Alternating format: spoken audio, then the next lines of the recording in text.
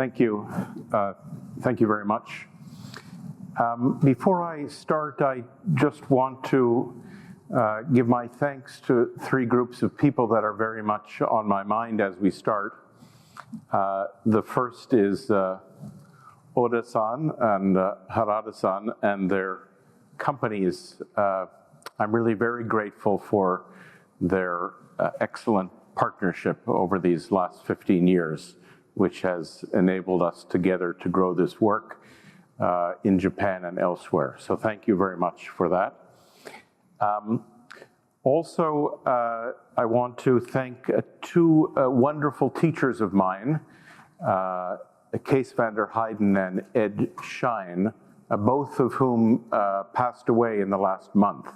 So I want to dedicate my talk to the two of them. Ed Schein's books have also been published by AG Press, and so there's copies at the back. And thirdly, I wanted to thank my friends in Japan. Some of you are here today. I've been coming here since 1986, regularly and enthusiastically, and I've learned a lot from you about what it means to live and work together in this time. So I'm really very happy to have this opportunity to share with you some new thinking in progress on this subject.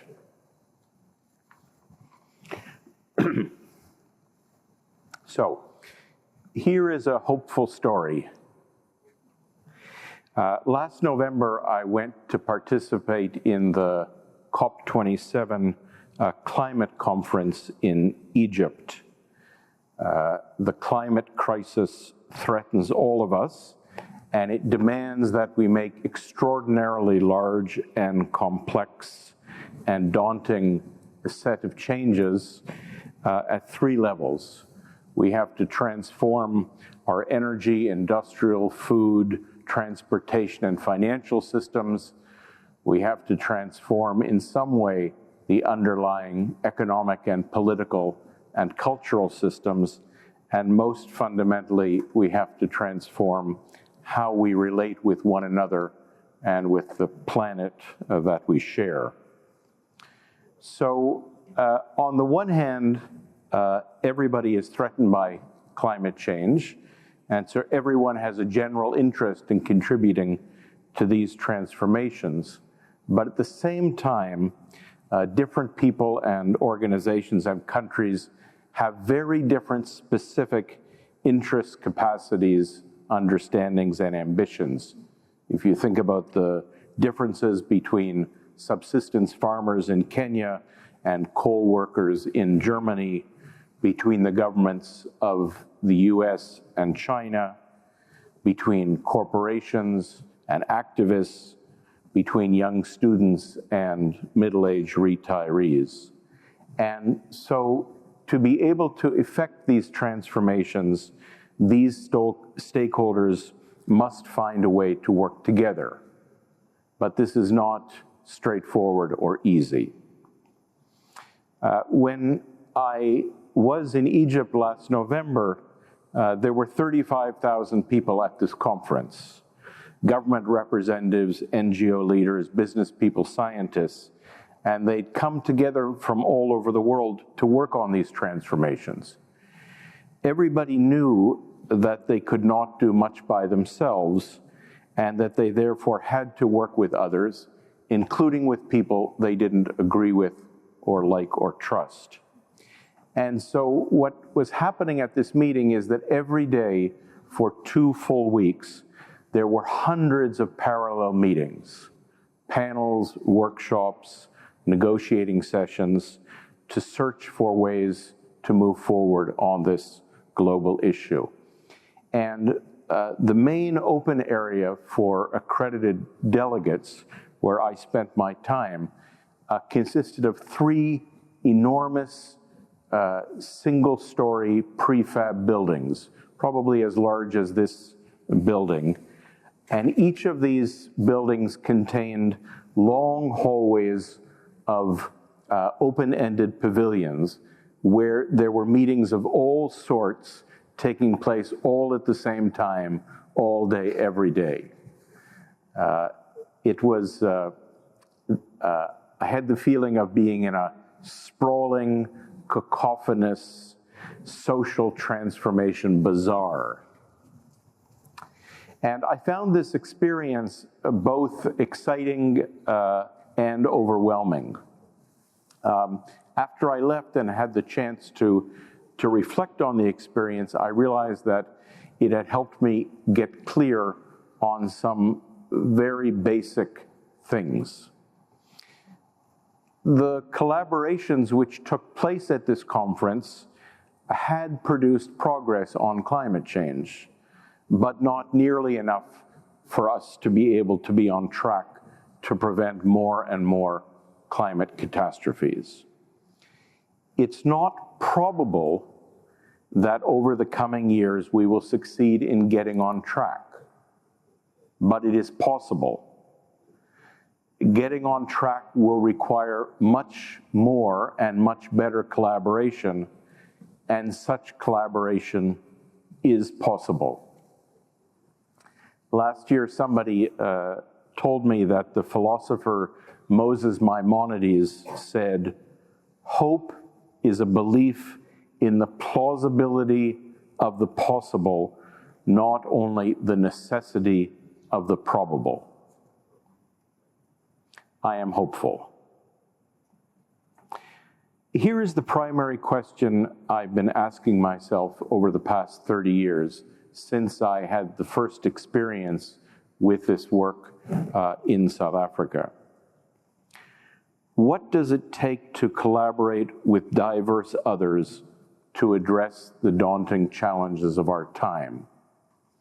Or to put it in more basic terms, what is a way of working and living and being together that is required of us now at this moment in history?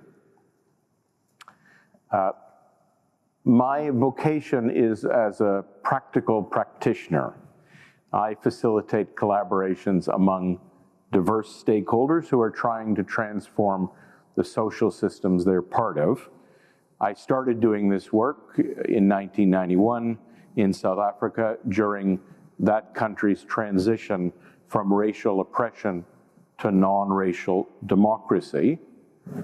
This transformation was not straightforward or easy because there were really deep differences among South Africans in their positions, ideologies, cultures, and needs, which had been produced and amplified by a long history of colonialism and apartheid. I facilitated a process called the Montfleur Scenario Exercise, in which 28 South African leaders, black and white, men and women, from the left and right, the opposition and the establishment, from politics, business, trade unions, community leaders, and academics, worked together over a year to chart a way forward to transforming their country. And the participants in this exercise made a significant contribution to the transformation of South Africa. It was through this extraordinary experience that I discovered my vocation as a facilitator. And over the 3 decades since then, my colleagues and I have facilitated tens of such multi-stakeholder collaborations in all parts of the world at all scales, on all kinds of social transformations, including relating to health, education, food, energy, development, justice, security, governance, peace, and climate. I think the gift I've received from having been lucky enough to participate in such extraordinary contexts like South Africa is that these experiences have shown me the dynamics of social transformation when they're painted in bright colors. But I think that exactly the same dynamics are present in ordinary contexts, in families, in organizations and communities, but they're often painted in muted colors and so are harder to make out. But seeing it in these extraordinary situations has enabled me to understand the dynamics that I believe are universal. So, 30 years of this practical experience from Montfleur up to COP27 at the end of last year.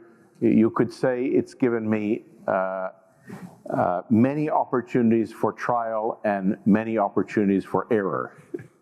And so for this reason, many opportunities for learning.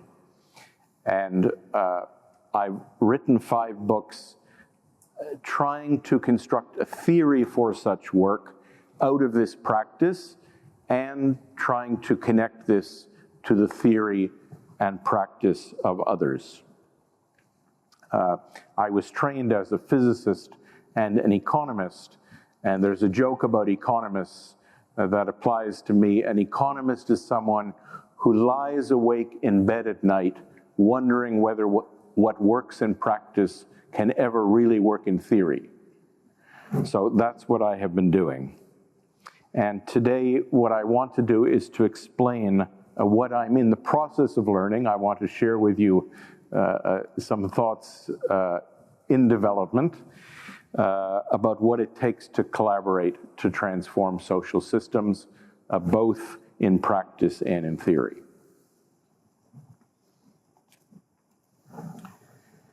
So the starting point is that, in my understanding, collaboration is becoming both increasingly necessary and at the same time increasingly difficult. This is because the challenges we face involve more stakeholders who need and want to be involved in addressing these challenges, including because they are less willing to defer to experts and elites. And in this context, the conventional way of getting things done is increasingly ineffective. To address our challenges effectively, we therefore need an unconventional way that I'm calling radical collaboration. It's radical in the sense that it gets to the root of what it takes to transform, rather than only reform our existing social systems. Eiji-san said to me last night that our existing social systems are working less and less well, but we remain loyal to them anyway. So radical transformation is what is required, not just to reform these systems, but to transform them. So what I am trying to understand now, and what I want to talk about today, is what does radical collaboration take? There's a phrase by an American essayist, Oliver Wendell Holmes. He said, "I wouldn't give anything for simplicity on this side of complexity, but I would give my right arm for simplicity on the other side of complexity." And so here, what I want to share with you is my attempt at such a useful simplification. To give you the conclusion up front, radical collaboration is a way of working together with diverse others to transform social systems that engages 3 universal human drives: love and power and justice. Radical collaboration requires that we be able to work with all 3 of these drives, the same way that if we're trying to move through 3-dimensional space, we have to be able to move up and down, side to side, and forward to back. This model of love, power, and justice is not a recipe for social transformation, but it offers a map of the social territory that we're in so that we can understand what's happening, and also a set of practices for making our way through this territory so that we can transform what is happening. One of the pioneers of my field, facilitation, was a man named Kurt Lewin, and he said, "There's nothing as practical as a good theory." So I'm working with this model of love, power, and justice because I find it practical. And today I want to share with you my current understanding, and I'm interested in knowing how it relates to the experiences of work that you're doing. I read the forms you filled in registering, and you're doing extraordinary work in so many different domains. So I'm very happy to be in the room with you, and I'm interested in whether you find this theory practical. Okay.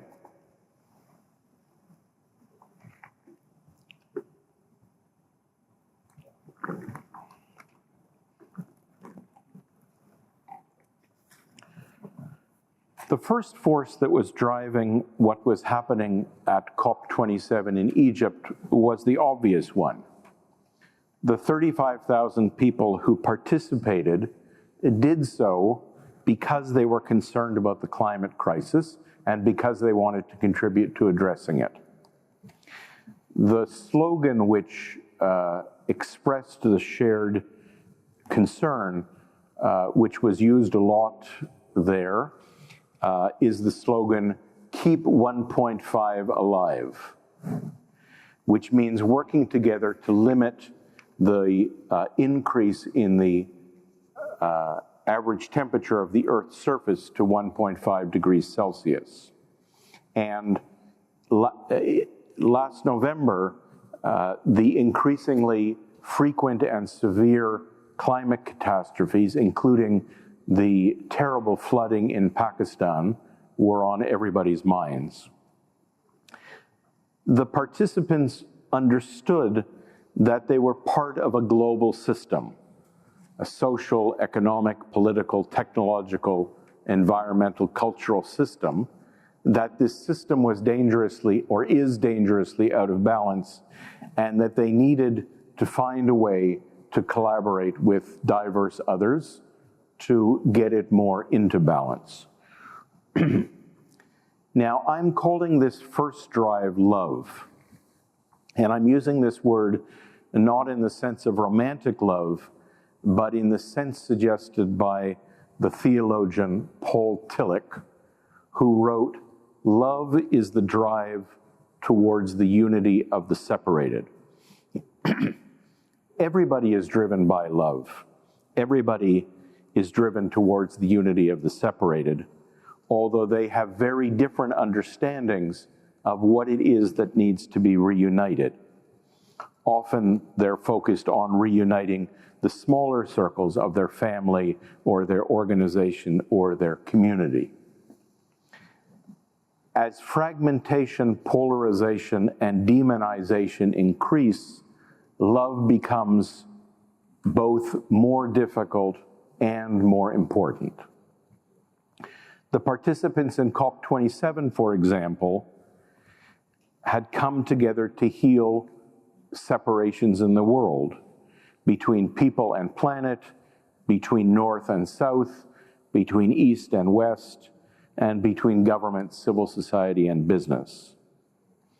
Love arises from the reality of interconnection and interdependence, that we are part of larger wholes.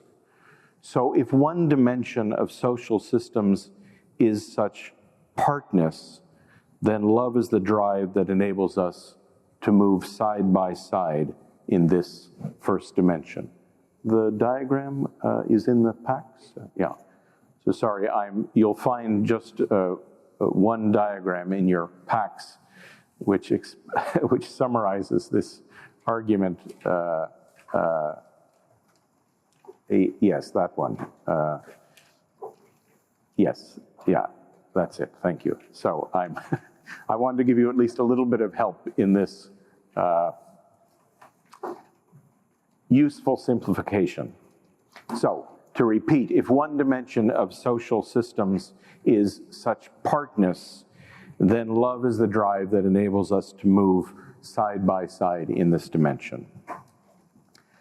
Love is the essence of collaboration because collaboration involves people coming together.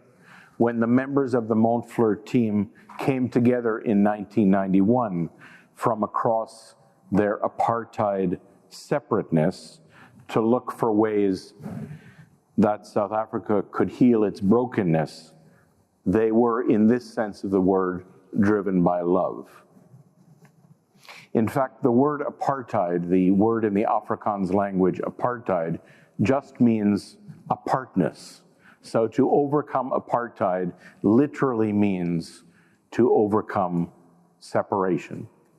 And that's the sense I'm using the word love.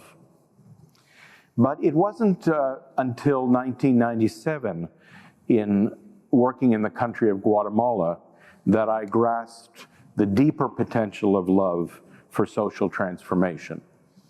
I was facilitating a workshop there 1 year after the signing of the peace accords, which ended a 36-year genocidal civil war between the military and the urban elite on one side, and guerrilla groups and the indigenous majority on the other hand. This workshop was the beginning of a project that brought together leaders from across these extraordinary divisions to see how they could contribute to healing the torn country.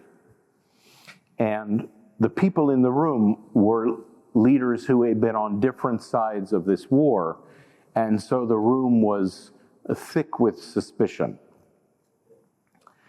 At one point in that workshop, a man named Ronald Orquieta, who was a human rights investigator, told the story of having gone to an indigenous village to observe the exhumation of a mass grave from a wartime massacre.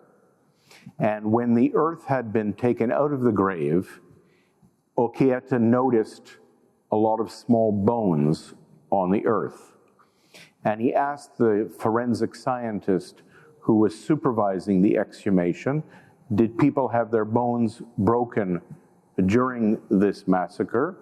And the scientist said no. The massacre included a number of pregnant women, and these are the bones of their fetuses. So you can feel the impact of that story here, other side of the world 30 years later. Maybe you can imagine the impact of that story in the country where it occurred with people from the war that had happened just a few years before. The room fell completely silent, a silence like this, but more profound. And people were silent for a long time. And then the team took a break, a coffee break, and afterwards they continued with their work.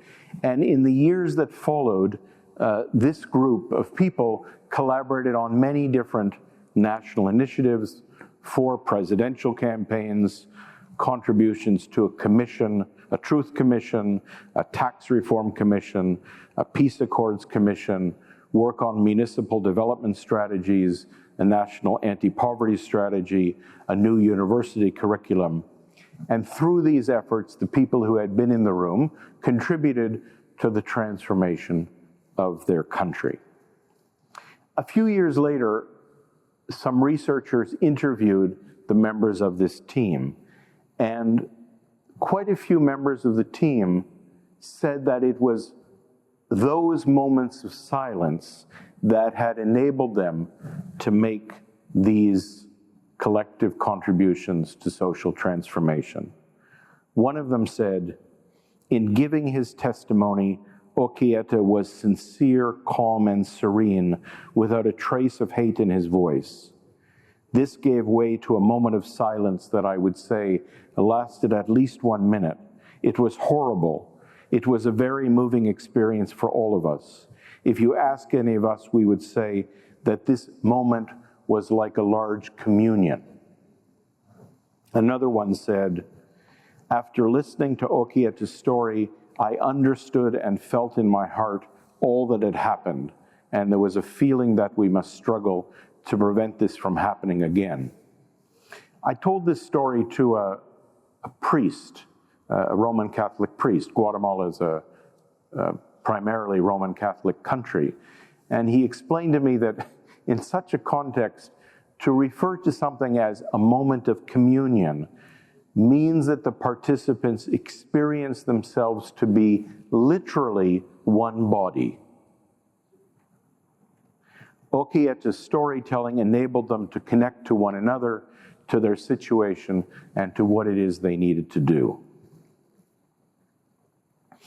So this Guatemalan experience focused my attention on working with love as the essence of collaboration, and provided the climactic end to my first book, Solving Tough Problems. I told this story to a facilitator in Boston named Laura Chasen, and she had a very interesting reply. She said, your story reminds me of something that happened when my husband had a terrible accident. He was swimming in a lake, and a motorboat ran over his leg and cut a very deep wound in his leg. So we took him to the hospital, and the doctor cleaned the wound, but it was too large to be sewn up. And the doctor said to me, to Laura Chasen, the two sides of the wound will reach out to each other. The wound wants to be whole. And so Laura said to me, the dialogues that you and I are involved in, that all of us are involved in, are like that. The participants and the human systems they're part of want to be whole. Our job as facilitators is simply to help create a clean, safe space. Then the healing will occur. So radical collaboration employs love by bringing stakeholders together in a clean, safe space and a structured, open process that enable them to meet, connect, talk, share, and unite. My specific reason for going to COP27 was to share the work of an initiative that Rios had organized, which is called the Radical Climate Collaboration Initiative. The first product of this initiative is a publication which is called Radical Collaboration to Accelerate Climate Action. It's available on the internet. We'll give you the URL later, and it will be published in a few weeks, also in Japanese, thanks to Change Agent. And this little guidebook offers 7 practices for radical collaboration. And the first 2 of these practices, the things you should do, are practical ways to work with love. The first of these, and the 7 are listed in the other diagram in your book. The first of these 7 practices is play your role, which means working out your specific part or contribution to the systemic transformation. The opposite of play your role, the don't, if play your role is the first do, then the first don't is ignore interdependencies, which means just doing what you want to do, regardless of what others are doing or what is needed. The second of these practices, which also relates to love, is find necessary allies, which means searching out people with whom you need to collaborate in order to be able to play your role. And the opposite is stay comfortable, which means just working with people you know and like and agree with. So, radical collaboration must work with love. To avoid working with love is to ignore the reality of interdependence. Collaboration that does not harness love will not transform social systems. But working with love is not at all straightforward. If love is the drive to reunite the separated, then what is the whole that is being reunited? There's no such thing as the whole, except in some irrelevant cosmic sense. The Montreal poet Leonard Cohen has a song where he says, "Though it all may be one in the higher eye, down here where we live it is two." So down here where we live, there's not one, there are many holons, which means holes that are parts of larger holes. For example, I am a hole in myself, I'm part of the holon of my family, part of the holon of my company, part of the holon of friends of Riichiro and Eiji, part of the whole of this group here today. One of the reasons it's not straightforward to address a challenge like climate change is that the drive to reunite the separated is operating in many contradictory ways at the same time. We're trying to reunite all life on Earth and all humanity, but also individual countries, individual alliances, individual organizations, and all of these holons have different interests. So we need to work with love, but this is not easy.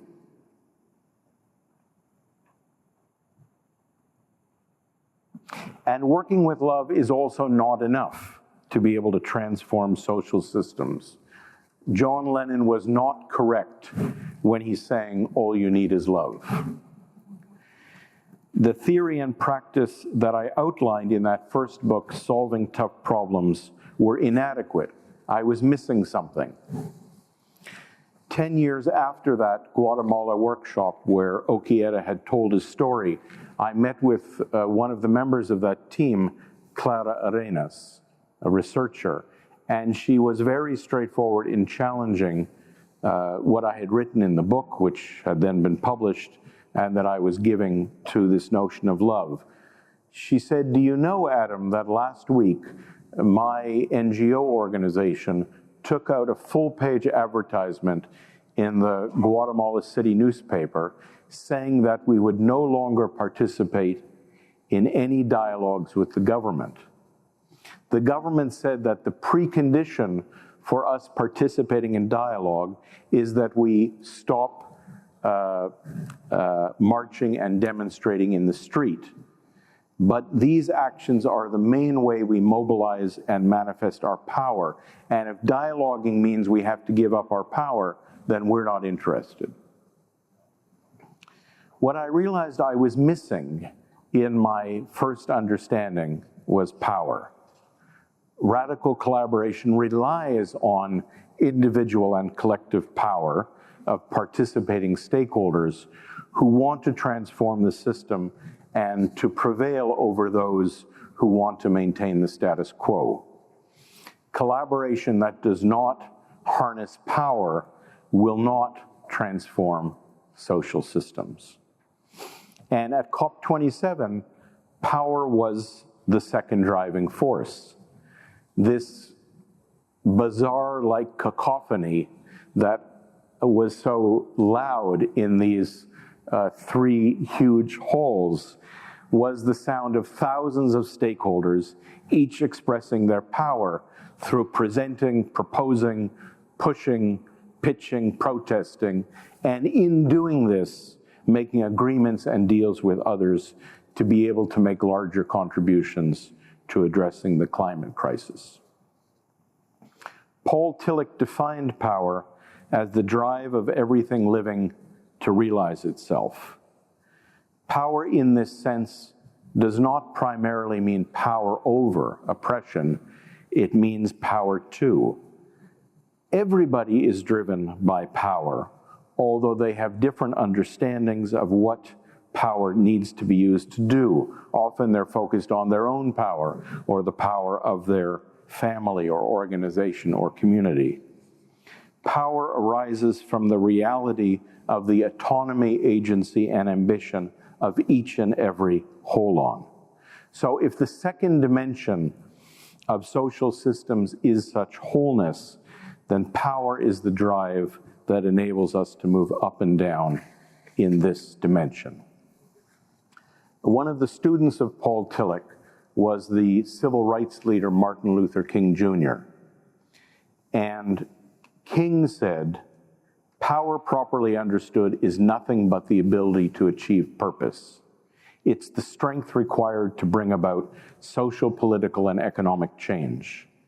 And one of the great problems of history is that the concepts of love and power have usually been contrasted as opposites, polar opposites, so that love is identified with a resignation of power and power with the denial of love. We've got to get this thing right.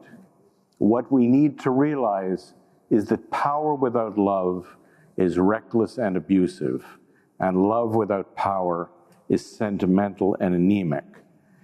It is precisely this collision of immoral power with powerless morality which constitutes the major crisis of our time." And it was this statement by King which inspired me to write my second book, available from the stand at the back of the room. Did I get that right, Eiji-san? Which is the book Power and Love. Radical collaboration employs power when stakeholders are each enabled to assert their wholeness, their purpose, perspective, and position. So the third practice of radical collaboration is build collective power, which means working together with other stakeholders to find and enact ways to transform the system. The opposite is force your way, which means just trying to get everybody to do what you want them to do. So, radical collaboration must work with power. To avoid working with power is to ignore the reality of self-realization and self-interest. But working with power is not at all straightforward. When different people and organizations, each with their own purpose, try to collaborate, they usually produce competition and conflict. So if you are experiencing this and you think it's unusual, it's not at all unusual. It follows directly from this dimension of social reality. The practice that is required to work with power is the fourth one: work your differences, which means working through or around our differences. The opposite, the don't do, is demand agreement, which assumes incorrectly that progress requires agreement. We need to work with power, but this is not easy.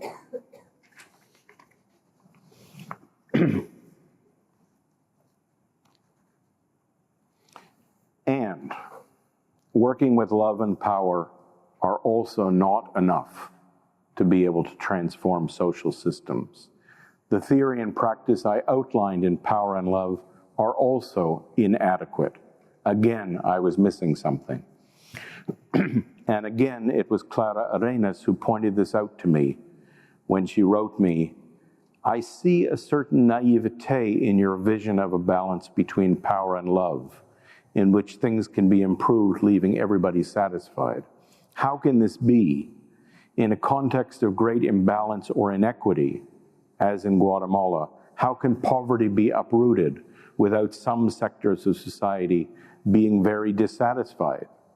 It is their economic interests which will be affected.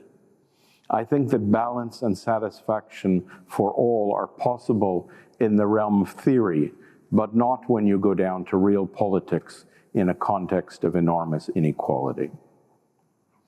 What I was missing was justice.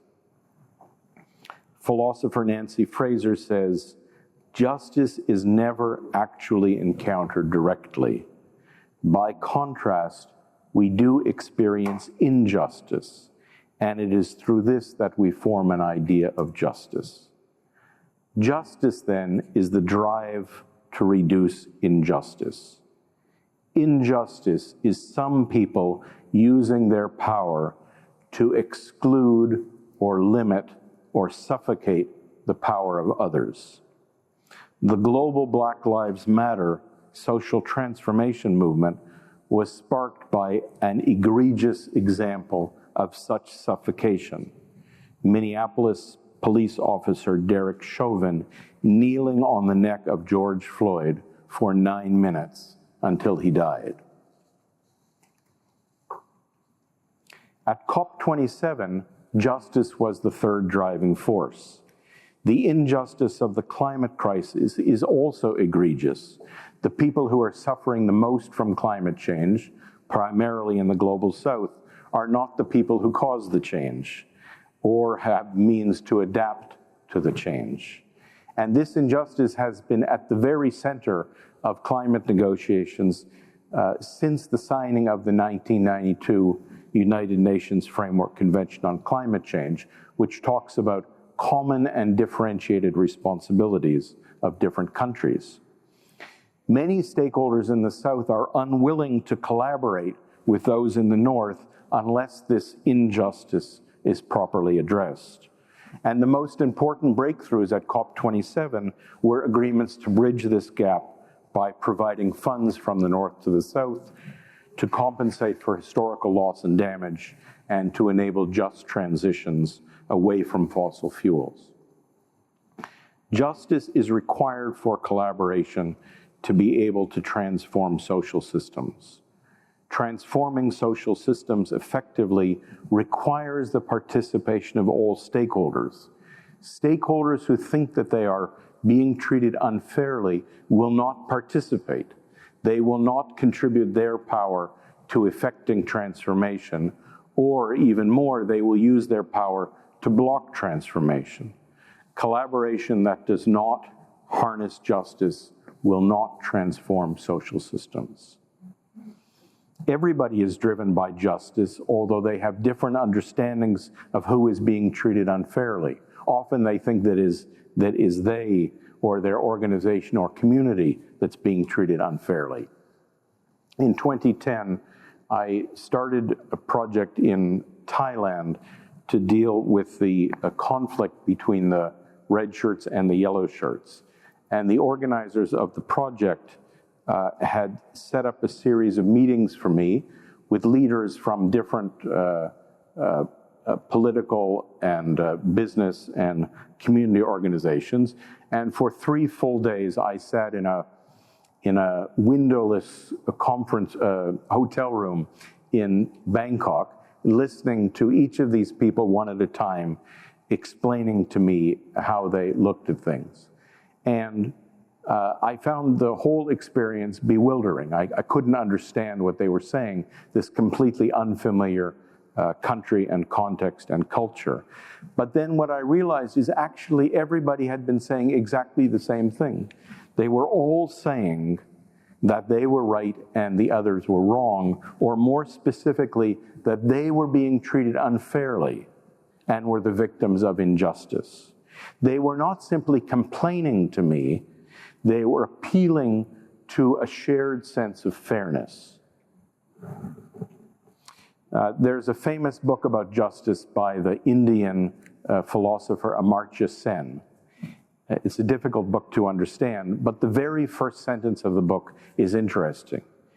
He says, "In the little world of children," says Pip in Charles Dickens's Great Expectations, "there is nothing so finely perceived and finely felt as injustice."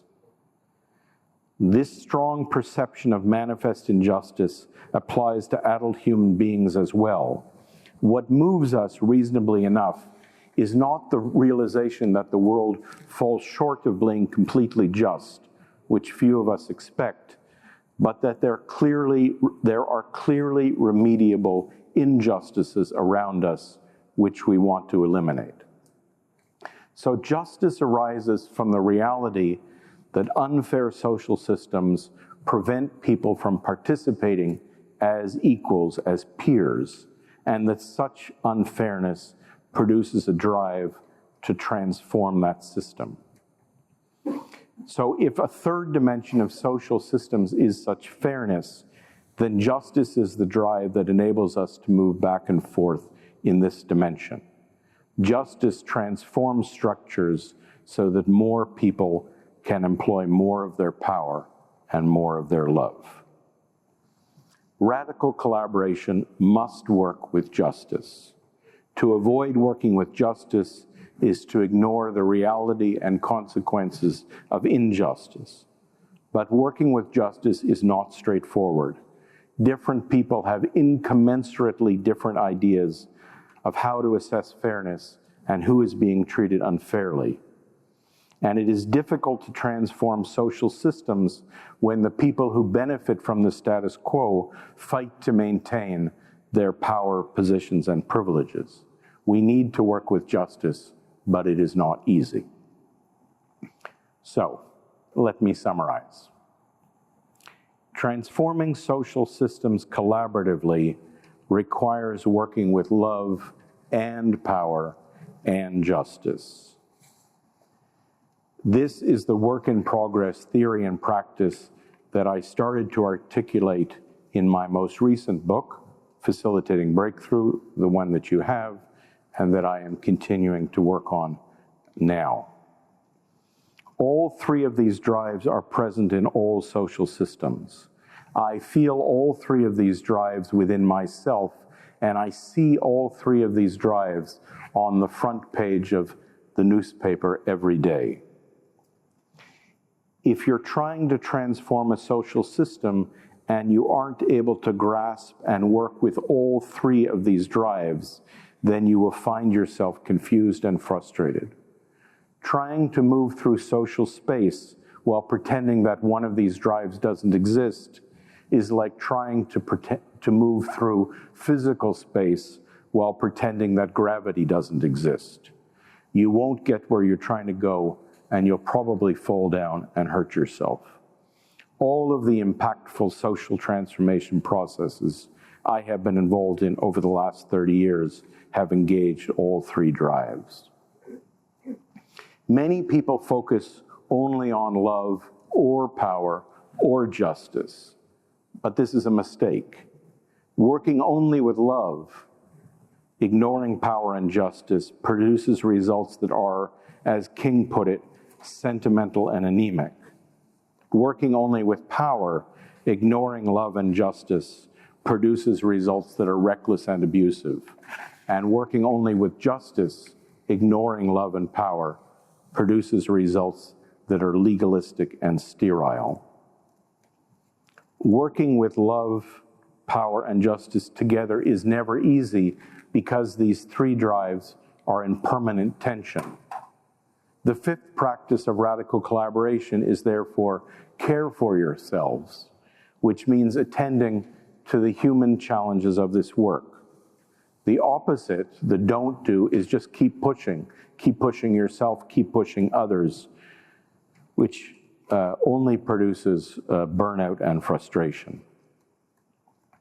There is no static point of balance among love, power, and justice. We have to create a dynamic balance. We have to move back and forth among these drives and to discover our way forward through trial and error. The sixth practice is discover ways forward, which means employing love, power, and justice as each is needed, taking one step at a time, learning and adjusting as we go. The opposite is drive straight ahead, which means deciding on a course of action and continuing on this course, regardless of whether it is working. How do we create love, power, and justice required to transform social systems? The good news is we don't have to do this. Every person has within themselves all three of these drives. So we don't need to create love, power, and justice. We just need to unblock them. This crucial insight was provided to me in 2017 by the priest Francisco de Rú, who had just been appointed as the president of the Truth Commission in Colombia. I was facilitating a workshop of Colombians, a difficult workshop. It was going well. People were starting to relax and work together in spite of their very big differences. And at the end of the first day, they had begun to relax and to hope they could do something together. Then when we all got up for dinner, Francisco came running up to me, very excited. He said, "Adam, I see what you're doing." I said, "Francisco, what am I doing?" He said, "You are removing the obstacles to the expression of the mystery. Derrida was saying that enabling social transformation does not require creating love, power, and justice. It only requires removing the obstacles to the expression of these universal innate drives. The last of the 7 practices of radical collaboration is share hopeful stories, meaning offer images of what is possible that help people find their way forward together. The whole set of 7 practices is a way to remove the obstacles to the expression of love, power, and justice. So here then is the short version of the hopeful story that I want to share. It is possible to transform social systems through radical collaboration. We do this through unblocking love and power and justice, and through feeling our way forward towards a world with more love and more power and more justice. Making progress in this way is not straightforward or easy, but it can be done, and it must be done. It is the only way collaboratively to address the daunting challenges of our time. Thank you very much.